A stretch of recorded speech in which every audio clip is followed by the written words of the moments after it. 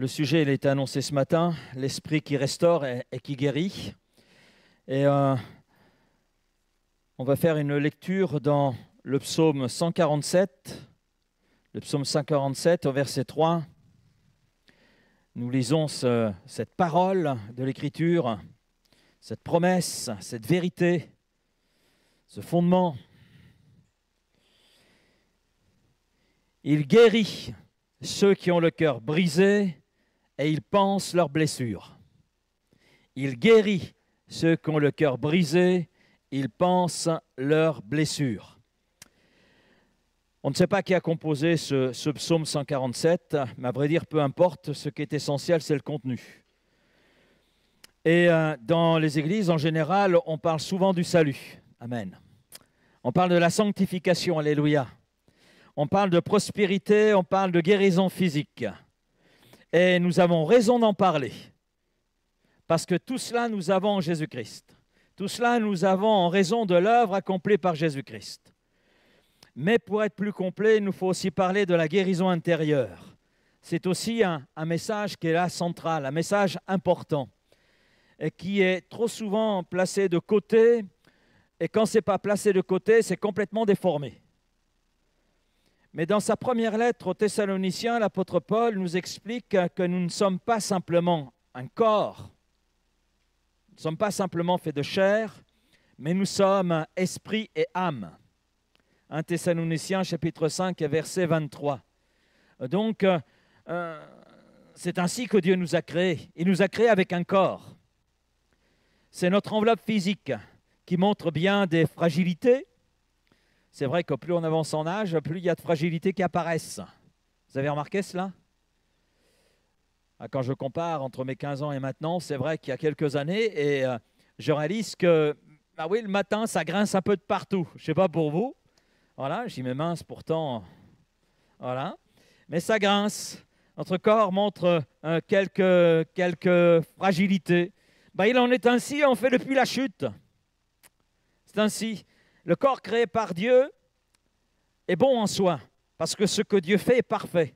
Mais voilà, c'est le péché qui est venu mettre quelques grains de sable dans cette création de Dieu, et notre corps en supporte aussi les conséquences. Mais notre corps reste le temple du Saint-Esprit, ce lieu dans lequel le Seigneur veut là régner et sur lequel il veut là aussi agir. 1 Corinthiens chapitre 6 et verset 19. Et c'est vrai qu'à cause du péché, notre corps est devenu un champ de bataille. C'est pour ça que ça grince un peu de partout. Il y a des luttes qui sont là. C'est vrai que le péché cherche à dominer le corps et nous conduire là où on n'aurait pas envie d'aller, là où notre corps n'a pas besoin d'aller, dans ce que notre corps n'a pas besoin de faire, n'a pas besoin d'absorber. Et ça, c'est les œuvres de la chair, la marque du péché. Mais nous avons dans le sacrifice de Jésus à la croix la guérison pour nos corps. Amen. Ça, c'est quelque chose de précieux. J'ai expérimenté la guérison dans mon corps.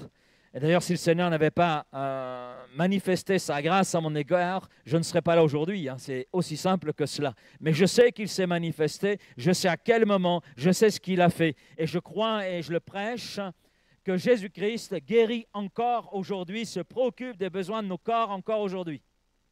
Ça, je le crois. Mais il a été blessé pour nos péchés, brisé pour nos iniquités, dit le prophète Ésaïe. Le châtiment qui nous donne la paix est tombé sur lui, et par ses meurtrissures, nous sommes guéris.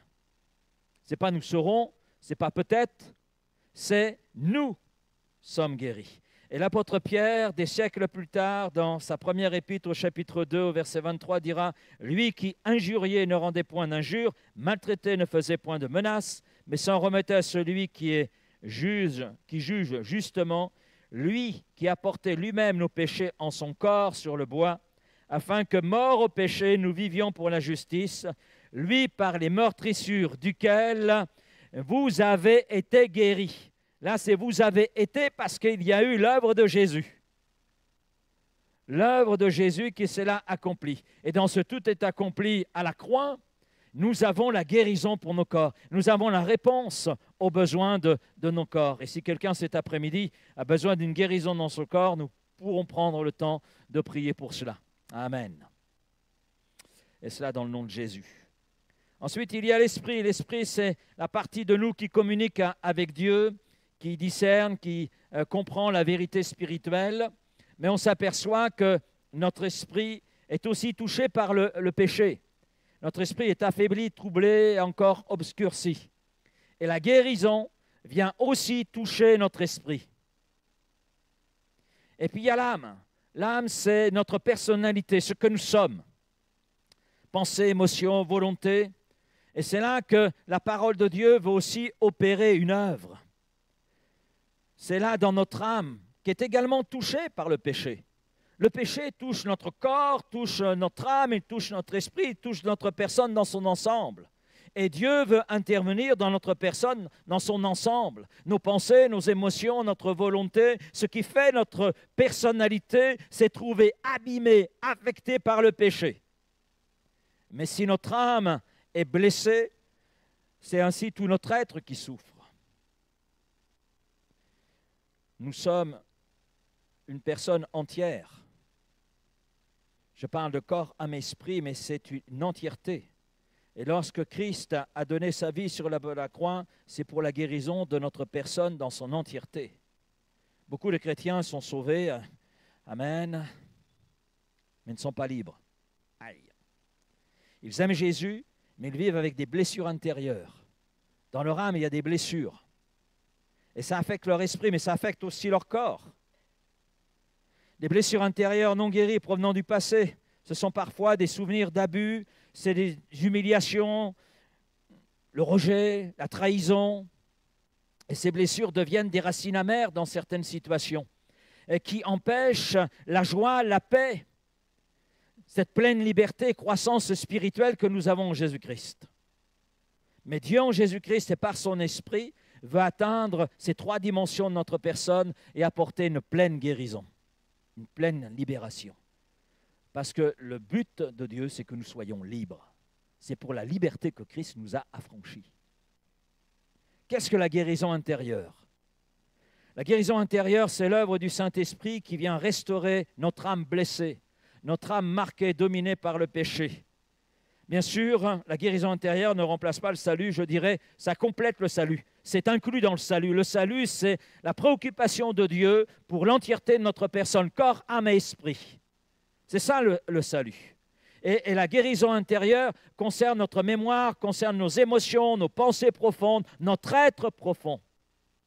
Ce n'est pas une méthode psychologique, hein, comme certains veulent le présenter, même si la psychologie a des choses très intéressantes. Hein. Merci pour les psychologues, pour le travail qu'ils peuvent faire. Merci pour la science. Mais la psychologie, comme tout le reste d'ailleurs, a ses limites. A ses limites. La guérison intérieure, ce n'est pas une solution magique ou instantanée. Ce n'est pas un évitement de la souffrance.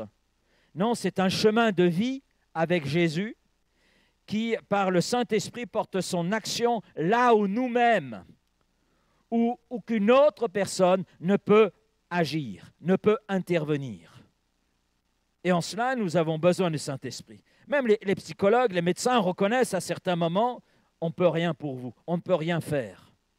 Je me souviens de cet homme, j'étais aumônier pendant 6 ans en maison centrale, et je me souviens de cet homme, son dossier, je l'ai vu son dossier. Une pochette beige, et en rouge, il y avait dessus « irrécupérable ». Vous savez ce que ça veut dire, irrécupérable? Vous êtes un déchet, voilà. C'est ce qui était marqué sur son dossier. C'était les médecins, les psychologues, etc., les travailleurs sociaux. C'était le résultat de leur expertise. Et sur son dossier, je revois là en rouge, il y avait 2 traits. Et au milieu, irrécupérable. Irrécupérable à vue humaine, mais c'est sans compter sur la grâce de Dieu. Et il est sorti plutôt que de prison, il n'a rien demandé, mais sa vie a changé parce qu'en prison, il a fait une découverte, celle de Jésus-Christ. Et que Jésus-Christ était capable de restaurer son être tout entier, corps, âme et esprit.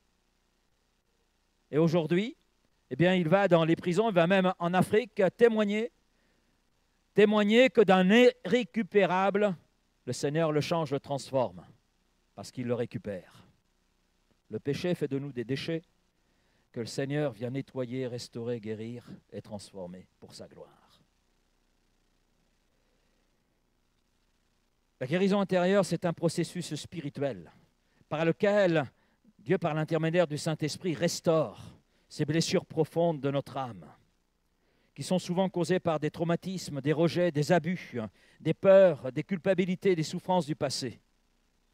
Et Dieu ne veut pas seulement sauver du péché, mais il veut restaurer l'entièreté de notre personne, afin que nous puissions être libres. Libres. L'apôtre Jean écrit ces paroles. On les aime bien, ces paroles, en général, elles sont citées en fin d'année, quand on va passer là, d'une année vers l'autre. On aime bien citer ces paroles. 3 Jean, chapitre 1, verset 2. On va dire, il n'y a qu'un chapitre. Bien-aimé, je souhaite que tu prospères à tous égards et sois en bonne santé comme prospère l'état de ton âme. Bien-aimé, je souhaite que tu prospères à tous égards. Donc, je souhaite que tu prospères corps, âme et esprit. Mais il y a quand même un petit accent que tu sois en bonne santé. Ce n'est pas simplement la santé physique, c'est aussi la santé psychologique, spirituelle. Comme prospère l'état de ton âme. Donc, on voit là la préoccupation de Dieu et combien Dieu veut que nous soyons libres. Et qu'il agit, oui, dans notre corps, dans notre âme et dans notre esprit. Il agit sur notre personne entière. Vous savez, il y a bien des sources qui, lorsque nous regardons de près, découlent d'une seule origine, qu'est le péché. Bien des sources qui causent des blessures, qui nous touchent dans notre âme, dans notre esprit et qui affectent aussi notre corps. Mais toutes ces sources, et je vais en citer quelques-unes, ont à la base une source, une origine, c'est le péché. Première source, c'est le rejet. Le rejet, c'est une blessure profonde que la Bible aborde, à travers d'ailleurs de nombreux récits. Ça touche notre identité, ça touche notre valeur personnelle, le sentiment d'appartenance. Mais la parole de Dieu vient apporter des réponses avec vérité, amour et restauration. On a des exemples marquants de personnes qui ont souffert dans la parole de Dieu de rejet. On a Joseph rejeté par ses frères, Genèse 37, vendu comme esclave, vous imaginez?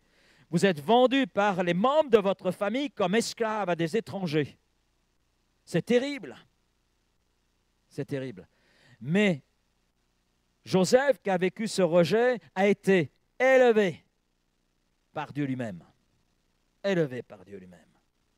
Et il dira dans Genèse 50, verset 20, « Vous aviez projeté de me faire du mal, mais Dieu l'a changé en bien. » On a David. David, l'homme selon le cœur de Dieu, eh bien, il était méprisé par sa propre famille. 1 Samuel 16. Rejeté par le roi d'alors, Saül, qui était jaloux, une jalousie meurtrière. Mais il était choisi par Dieu, il a connu la restauration de la part de Dieu. On a Agar rejetée par Sarah, mais vue, entendue par Dieu. Alors qu'elle a exprimé ce cri du cœur, Dieu l'a entendu. Et dans Genèse 16, verset 13, elle pourra dire, « Tu es le Dieu qui me voit. Tu es le Dieu qui me voit. Tu es le Dieu qui s'est penché vers moi, qui a vu ma détresse, qui a vu le rejet dont je souffrais et qui est intervenu. » Et nous savons que le rejet, eh bien, provoque un sentiment d'indignation, besoin d'approbation, de performance, un repli sur soi ou une agressivité, croyance de ne jamais être assez bien. Vous avez des gens comme cela. Ils ont l'impression de n'être jamais assez bien. Et Jésus lui-même a souffert de rejet. Il a été rejeté par les siens. Il a été rejeté par les hommes. L'apôtre Jean nous le dit. Il est venu chez les siens et les siens ne l'ont point reçu. Qu'ont-ils fait de Jésus? Nous ne voulons pas de lui. Crucifie-le. Et Ésaïe avait prophétisé bien avant, méprisé, abandonné des hommes, souffrant du rejet. Donc Jésus comprend et apporte la guérison. Il y a aussi les abus, qu'ils soient physiques, psychologiques ou sexuels. Les abus laissent des traces profondes, même des années après. Et l'âme peut rester figée, même dans la douleur, dans la souffrance. Même si elle n'est pas exprimée, elle est là, elle est là. Et on a des récits concrets là aussi. On a Tamar abusée sexuellement dans 2 Samuel chapitre 13, et abusée par son demi-frère Amon. Il la viole et il la rejette. Il l'a prise comme un Kleenex. Tamar est victime, elle n'est pas coupable. Et le texte nous dit, et Tamar demeura désolée, dans la désolation, dans une désolation physique, dans une désolation intérieure. Et son histoire interpelle encore aujourd'hui. Jésus a été abusé spirituellement et physiquement, torturé, moqué, rejeté, trahi, crucifié. Je reviens sur ce texte d'Ésaïe, méprisé, abandonné des hommes, homme de douleur. Verset 3 d'Ésaïe 53. Donc Jésus comprend parfaitement la souffrance que peut ressentir celui qui a souffert d'abus. Jésus ne l'ignore pas, il l'a porté. Il y a la trahison. Quand une personne en qui on a confiance nous trahit, parents, enfants, conjoints, c'est un coup profond dans notre identité. Le psaume 55, versets 13 à 15 dit ceci, « Ce n'est pas un ennemi qui m'outrage. Ce n'est pas un ennemi. C'est toi que j'estimais mon égal. » C'est un psaume de David. Et David témoigne de la souffrance que provoque la trahison d'un proche, d'un intime. Et il dira, mon cœur est brisé au-dedans de moi. Mon cœur est brisé en 1000 morceaux. Là. Les terreurs de la mort m'ont rencontré. Et dans le psaume 34, verset 18, il dira, l'Éternel est près de ceux qui ont le cœur brisé. Et il le sauve. Il sauve ceux qui ont l'esprit abattu. Et ce verset nous rappelle que même lorsque nous sommes brisés intérieurement, Dieu est proche de nous. Il y a les paroles destructrices. Vous savez que les mots ont un pouvoir. On ne le réalise pas toujours. Hein. Un pouvoir qui peut être positif comme négatif.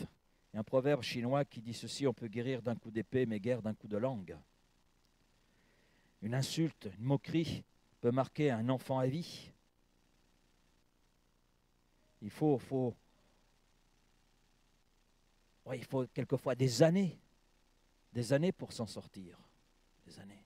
Je me souviens de ce témoignage, ça m'a marqué, ça fait l'actualité. Oh, c'est passé bien vite, parce que c'est une histoire comme d'autres histoires, malheureusement, qui marquent notre monde.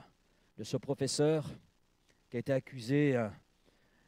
accusé injustement d'avoir abusé de 2 de ses élèves.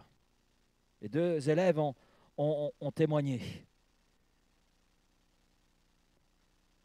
Elles ont dit qu'elles avaient été abusées par leur prof. Le prof n'a pas supporté. Il s'est suicidé. Et la police a persévéré dans son enquête. Et les 2 adolescentes ont dit qu'en fait, elles avaient menti. Mais comme ce prof leur avait donné une mauvaise note, elles voulaient se venger. Oui, mais ce prof, il est mort. Il est mort d'accusations fausses, de mensonges. Des paroles qui l'ont détruite et qui ont détruit sa famille. Parce qu'avant, sa femme l'a quitté, parce qu'elle a pris pour vrai ce qui avait été dit, avant même que les choses se poursuivent, que l'enquête se poursuive. Et cet homme n'a pas supporté tout cela. Et bien qu'ayant clamé son innocence, eh bien c'était plus fort que lui. Il s'est enlevé la vie. Et ces 2 adolescentes vivent avec ça. Mais c'est terrible. C'est terrible. Mais Jésus est passé par là, lui qui n'a point commis de péché, et dans la bouche duquel il ne s'est point trouvé de fraude, et lui qui injuriait ne rendait point d'injure, maltraité ne faisait point de menaces, mais s'en remettait à celui qui juge justement, lui qui a porté lui-même nos péchés en son corps sur le bois, afin que, morts au péché, nous vivions pour la justice, lui par les meurtrissures duquel vous avez été guéris. Jésus est passé par là, ce qui veut dire qu'il comprend ceux qui sont passés par là et qui passent par là. Ils sont passés par un tel chemin, mais plus encore, il apporte la guérison. La culpabilité, la honte, parfois liées à nos propres erreurs, propres errances, mais aussi résultant d'événements dont on n'est pas responsable.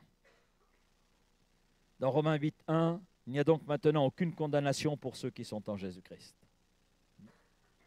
Alors, je ne vais pas adresser la liste de toutes les sources provoquant des blessures intérieures, mais si on les réunit toutes, on s'aperçoit que la source majeure, c'est le péché. C'est le péché qui est destructeur. Destructeur. Jésus n'est pas venu pour améliorer notre vie. Ce n'est pas d'amélioration dont nous avons besoin. Je n'ai pas découvert Jésus pour qu'il améliore ma vie. Et pour vous qui le connaissez, je pense que ce n'est pas pour améliorer votre vie que vous êtes venus à lui. Nous sommes venus à lui pour qu'il transforme entièrement notre vie. Ce dont nous avions besoin, c'est d'une transformation. Ce dont l'homme a besoin, c'est d'une transformation. Ce n'est pas d'amélioration. Si les fondations d'une maison sont complètement en ruine, c'est les fondations qu'il faut nettoyer et tout refaire. Ce n'est pas d'amélioration. Et Jésus est le bon berger, celui qui pense les brebis blessées. Il a été blessé pour pouvoir, lui, nous guérir. Nous guérir.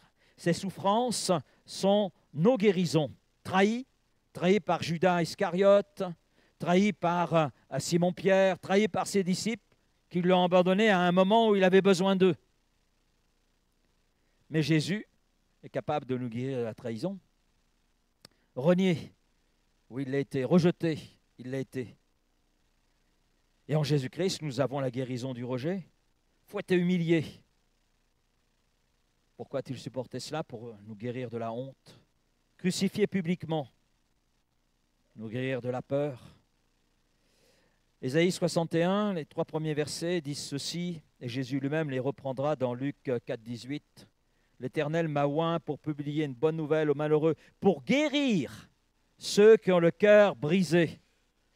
Pour guérir ceux qui ont le cœur brisé. Et la question qui est importante, mais c'est comment recevoir, comment vivre cette guérison intérieure. Déjà, c'est reconnaître la blessure, ça commence par là. Il ne s'agit pas de fuir. Beaucoup de gens fuient leur blessure intérieure, camouflent. Beaucoup n'osent pas en parler, ou même penser à ce qui les a blessés. Mais Dieu veut la vérité au fond de notre cœur. Psaume 51, verset 6. Et l'honnêteté, la première étape vers la guérison. D'abord, enfouir nos blessures ne fait qu'aggraver la situation. Parce que selon les circonstances, cela va ressortir. Ça ressort toujours à un moment ou à un autre. Parce qu'il y a des circonstances dans lesquelles on se trouve qui vont faire rejaillir, remonter à la surface ce qui a été enfoui à l'intérieur. Et ça fait encore plus mal quand ça remonte. Encore plus mal.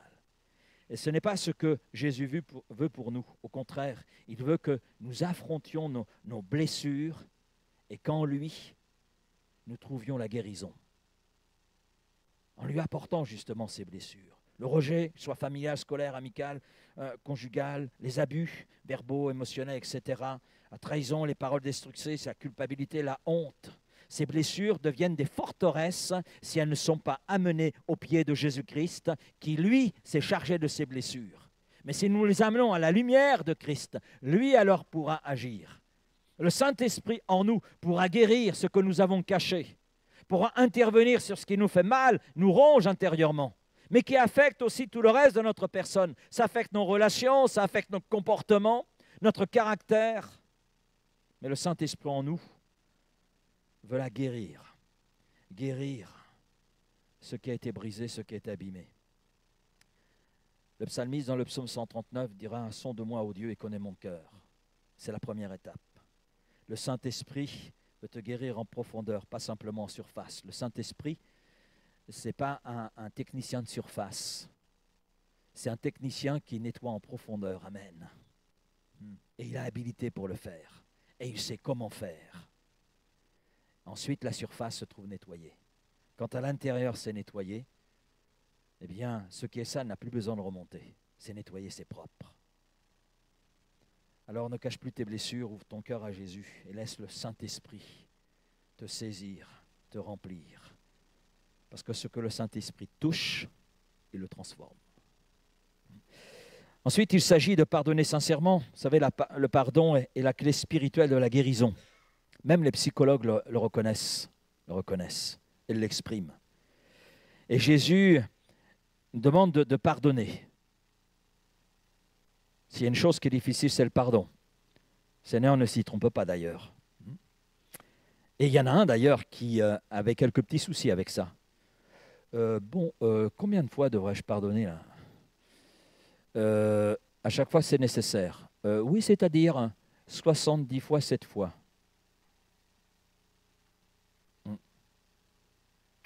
Ben oui, tant qu'on garde la haine, l'amertume, la blessure reste ouverte. Ça reste ouvert. Et ça peut s'infecter et conduire encore plus loin. Et pardonner ne veut pas dire excuser, ni oublier.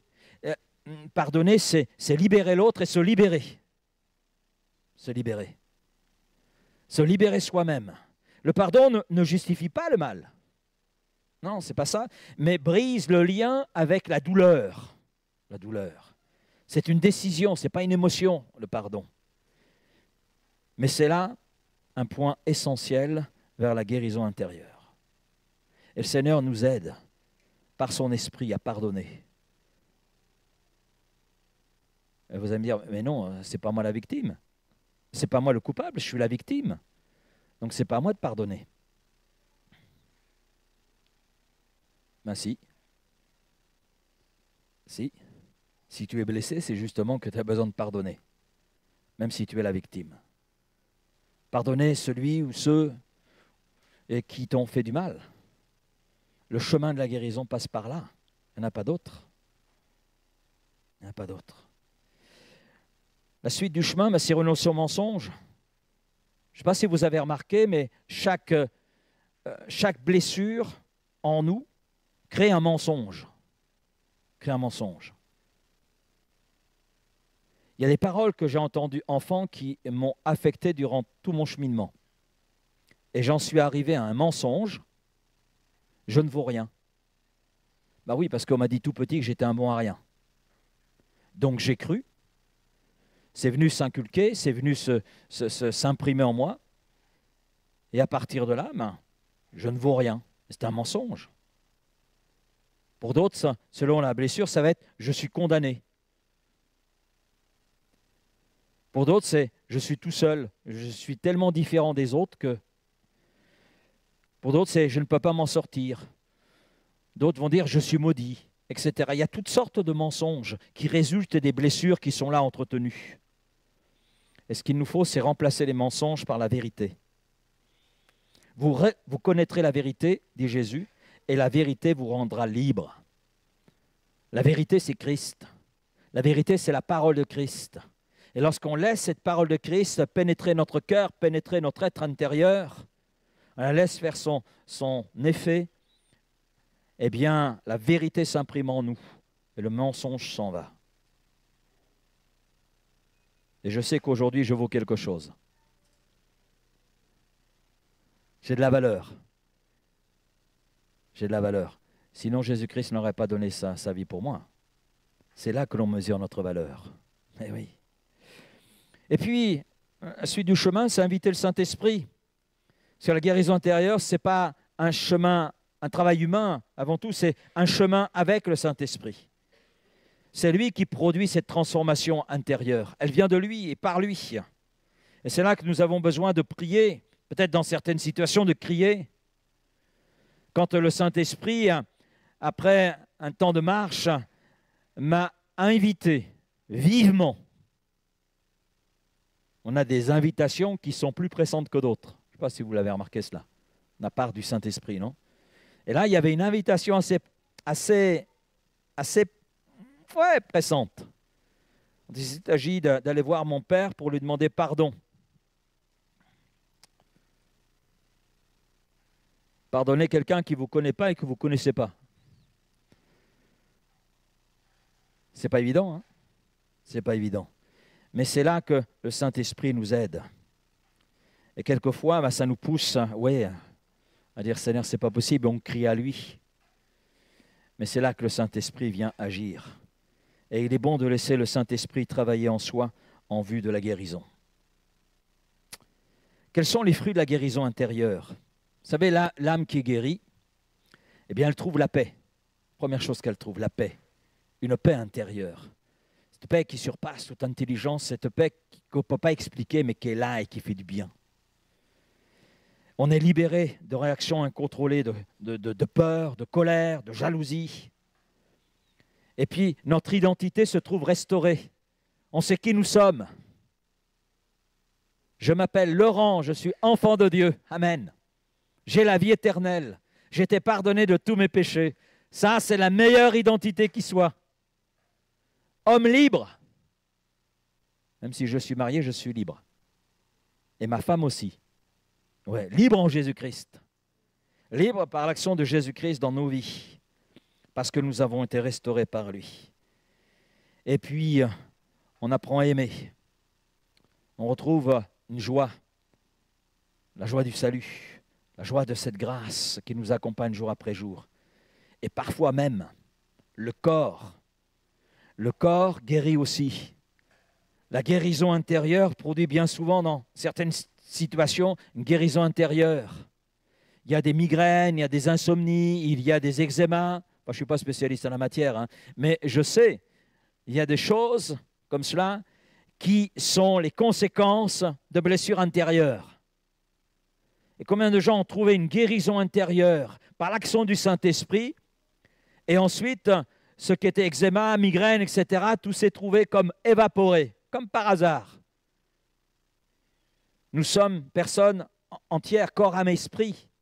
Il y a une interaction entre notre corps, notre âme et notre esprit. Une interaction entre ces trois composantes dont nous sommes faits, dont Dieu nous a fait. Si notre âme va bien, notre esprit va bien. Et dans notre corps, ça va aussi. Même s'il peut y avoir quelques grincements par-ci, par-là. Je souhaite que tu prospères à tous égards et sois en bonne santé comme prospère l'état de ton âme. J'ai parlé de Joseph. J'y reviens juste quelques minutes. Joseph, on l'a vu, a été rejeté par ses frères, jeté dans un puits, vendu comme esclave, accusé injustement, oublié en prison. Et il est passé par différentes étapes qui, quelque part, quand on regarde les étapes par lesquelles il est passé, auraient dû l'anéantir. Mais comment se fait-il que cet homme n'a pas été anéanti par tout ce qu'il a traversé? Dans ces différentes étapes, il y a une expression qui revient. Dieu était avec lui. Et cet homme pourra dire, j'y reviens sur ce texte Genèse 50, verset 20, « Vous aviez projeté de me faire du mal, mais Dieu l'a transformé en bien. » Il a, dans sa relation avec Dieu, laissé Dieu le guérir intérieurement. Sinon, il n'aurait pas pu pardonner ses frères. Il n'aurait pas pu pardonner Potiphar. Et puis Dieu a tellement d'humour. Potiphar a été son maître pour un temps, accusé injustement par Madame Potiphar, qui, Monsieur Potiphar, a cru sa femme plutôt que de croire Joseph. Ça a conduit Joseph en prison. Mais on sait que Joseph a été l'autorité après Pharaon, ce qui veut dire que Potiphar était sous les ordres de Joseph à un moment donné. Ah oui. Dieu sait avoir de l'humour. Mais ce n'est pas pour autant que dans cette position, Joseph a cherché à se venger. Non, on ne voit rien de tout cela. Parce qu'il y a eu cette guérison intérieure, il a laissé Dieu le guérir intérieurement. Eh bien, il a pu pardonner, il a été en bénédiction même pour ses frères, ceux qui l'avaient trahi, rejeté. Et puis, il n'aurait pas dirigé l'Égypte avec justice comme il a pu le faire. Et à travers ce qu'il est devenu, on voit qu'effectivement, il a pu le devenir parce qu'il a laissé Dieu le transformer. Transformer ce qui était mal en lui, ce qui était blessure en lui, en bien. En bien. En conclusion, je dirais ceci. Ne vis plus avec des blessures que Jésus a déjà portées. Il les a portées à ta place. Il les a portées à ta place pour t'en libérer. Il les a portées à ta place non pas pour que tu continues de les porter, mais pour que tu puisses te décharger sur lui. Et il ne veut pas simplement te sauver pour le ciel, mais il veut te restaurer pour aujourd'hui. Eh oui. La guérison intérieure, c'est vrai, c'est un chemin. Ce n'est pas un chemin magique, mais c'est un pas à la fois vers Jésus, un pas à la fois vers la liberté, un pas de confiance dans la personne de Jésus qui, par son esprit, vient nous conduire dans ce chemin vers la guérison intérieure, afin que nous soyons vraiment libres et qu'aujourd'hui nous vivions pleinement cette vie qu'il nous offre, une vie de plénitude. Amen. Amen. C'est pour ta liberté que Christ t'a affranchi. C'est pour ma liberté, c'est pour notre liberté. On va prier ensemble. Seigneur Jésus, tu es le seul qui par ton esprit peut guérir les cœurs brisés, les cœurs qui ont été blessés dans leur chemin de vie. Quelle que soit la source qui a pu blesser, Seigneur, je sais qu'il y a en toi cette pleine libération, cette pleine guérison. Le chemin, nous venons de le décrire. Il n'y en a pas 36, il n'y en a qu'un. Et seul ton esprit peut là agir dans les profondeurs de notre être, afin là de penser les blessures qui sont les nôtres. Alors Seigneur, nous savons qu'il y a des blessures qui peuvent cicatriser en peu de temps, il y en a d'autres, ça demande du temps, cheminement. Mais Seigneur, une chose est certaine, ce que tu veux, c'est notre guérison.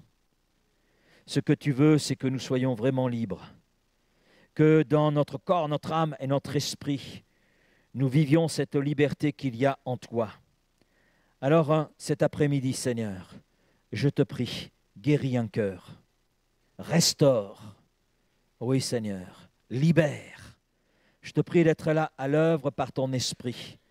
Nous ne voulons pas simplement parler de guérison intérieure, nous ne voulons pas simplement parler de l'œuvre du Saint-Esprit, nous ne voulons pas simplement dire des mots, nous voulons que cela devienne réalité. Et comme nous l'avons chanté, j'ai confiance en mon Jésus. Et Seigneur, je te prie pour celui peut-être qui cet après-midi a besoin d'une guérison intérieure. Je te prie vraiment que cette âme puisse rentrer dans ce chemin de libération, puisse entrer dans ce chemin de guérison. Oui Seigneur, parce que tu lui offres ce chemin de guérison. Un chemin qui va aboutir à cette pleine liberté qu'il y a en toi et que tu offres parce que tu as fait tout le nécessaire et que tu veux la produire en nous. Alors merci Père de ce que tu veux faire. Je te prie peut-être pour une personne là qui est à l'écoute de ces moments, qui est là derrière son écran et qui est là avec ses souffrances, peut-être souffrant de rejet, trahison, je ne sais Seigneur. Tu viens au secours de cette âme. Tu viens là la libérer de cette blessure et de tout ce que cela a produit dans sa vie, dans ses relations, dans son comportement, dans son caractère. Tu viens là, Seigneur, agir. Tu viens là apporter cette pleine guérison, cette pleine délivrance. Elle est là en toi. Et que ce cœur puisse là te faire confiance, puisse là te laisser agir, puisse là dire, oui, Jésus, par ton esprit, viens dans mon cœur, libère mon cœur, libère-moi de ces blessures, ça me fait mal. Je veux connaître cette liberté, cette délivrance. Père, merci. Dans le nom précieux de Jésus, pour ce que tu veux encore faire et produire. Amen. Amen. Nous restons là.